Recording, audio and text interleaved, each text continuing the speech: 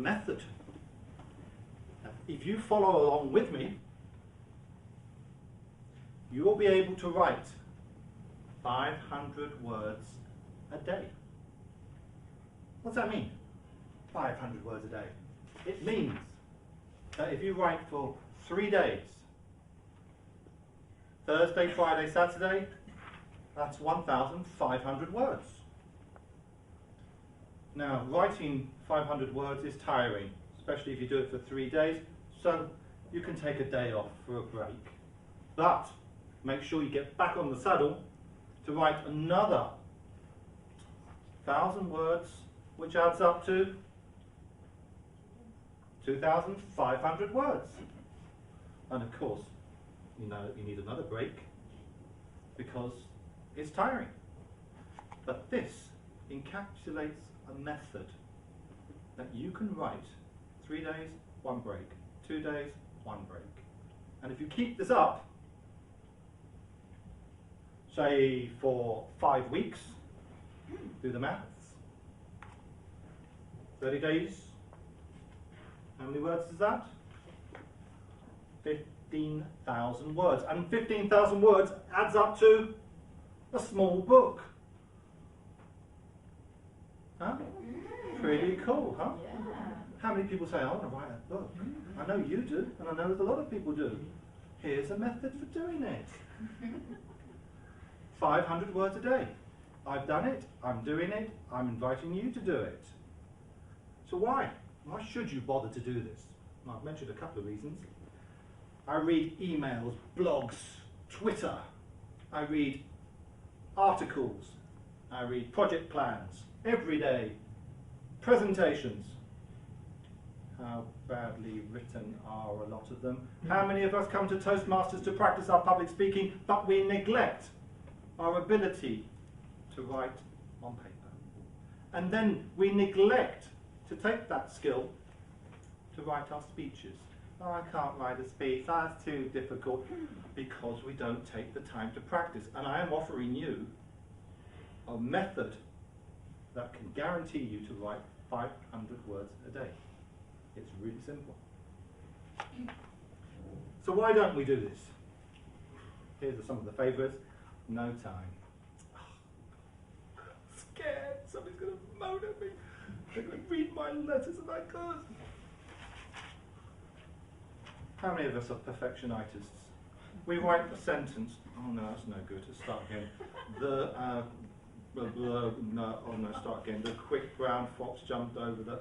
No, that doesn't sound so good. Let's start. No, and we don't go anywhere. It's useless. Or we procrastinate. Oh, I know. No, I'll do it tomorrow. No, I'm really busy at the moment, Petra. I'm sorry, I can't do it. I'll do it tomorrow. Yep, I'll do it. Definitely it's on my list of things to do. Gotta do it. Never happens. But I'm going to tell you how you can do it. I've tried to break this down to think of how can anyone who puts their mind to this make this easy for themselves. Well, my problem was I'm a visual person. I wanted to see what does 500 words actually look like. So I had a goal. I could see it in my mind. So I created a template, which I'll show you in a second. This template has 500 words on it. Microsoft Word has a feature within it called overtype. So when you type, that is called insert. You might, if you ever bother to look at the bottom of the screen, you'll see the word insert. This is overtype, which means you overtype the words. You keep the shape of 500 words, so you always can see your goal of 500 words. As soon as I started doing this, I started to succeed because I had the visual cue of what does 500 words look like. Then, keep a record. So I've created an Excel spreadsheet, which is 30 days, 30 titles. All you need to do is mark the fact that you've done your 500 words a day, write your title down, and you've got a running track. And then finally, set a plan, 7 tips for you. So this is what the template looks like. It's a Word document, and what I've also included to help everyone is put at the top there a counter where it says num word 500. That is picking up the number of words in the document. And then when you start typing, you refresh the page, it goes back to whatever number of words. So you can see whether you're ahead of 500 or behind 500, and then you can keep yourself on track. Really cool, that is. I'm very proud of myself for doing that. This is the overtype I've mentioned, and it's literally you're overtyping the sentences. This is the example of the Excel spreadsheet which I've set, and I've put a counter so that when you put the number of words that you've written on every day, it adds it up for you.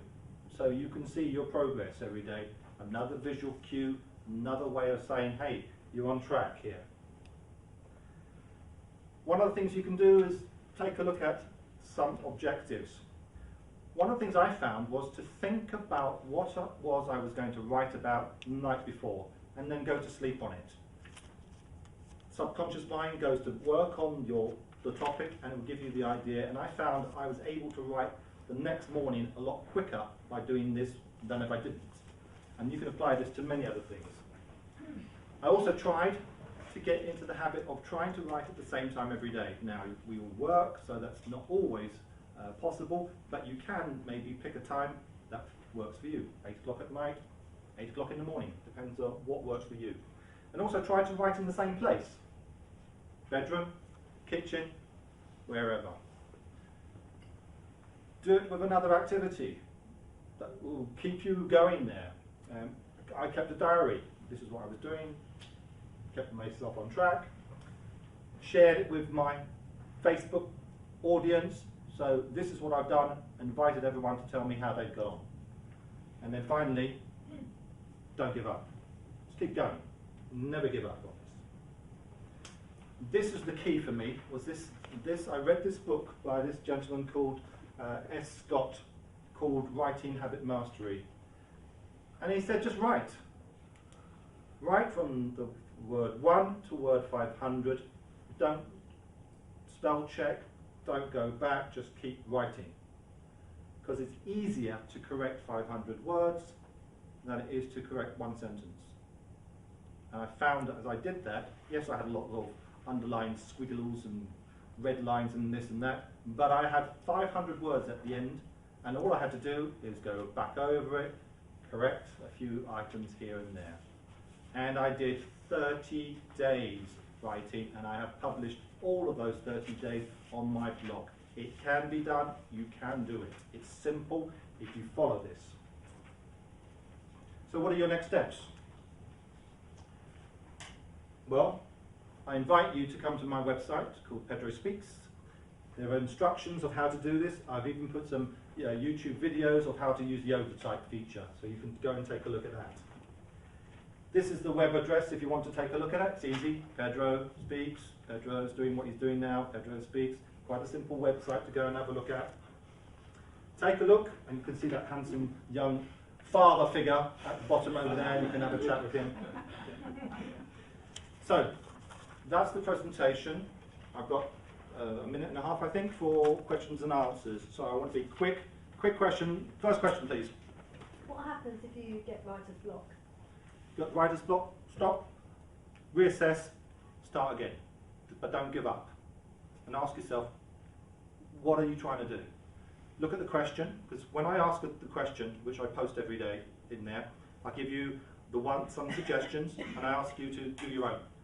So you won't have a writer's block if you just get out of your own way. Kemi? Spoken about quantity, what about quality? You'll find the whole idea is to get you into the habit of writing. Forget the quality, it's the writing. And you will notice that as you write every day, the quality miraculously improves because you become more conscious of the sentences that you're writing. You start to imagine and appreciate the beauty of the sentences. I know it's a strange thing, but I was looking at sentences thinking, wow, I like the structure of that. And it became easier. The first 2,500 words is the hardest, and after that, I was writing, I could do 1,000 words. It was just ridiculous how you get into the habit and how quickly I was able to do it. What inspires you to get you going? What inspires me? I set myself challenges because I want to know how to do it. I want to be able to write a book, but I think, how can I do this? So I want to inspire myself to be able to do this, and by inspiring you, I inspire myself. you motivate myself. One more question and then we're finished. Overtyping.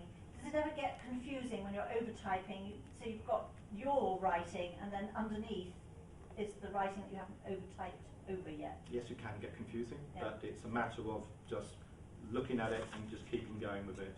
It takes a little while of getting used to, because sometimes I found I was writing far too much or far too little. But again, you just got to keep doing it, and you'll find that the writing gets better and better and better and better. And thank you very much, Madam President.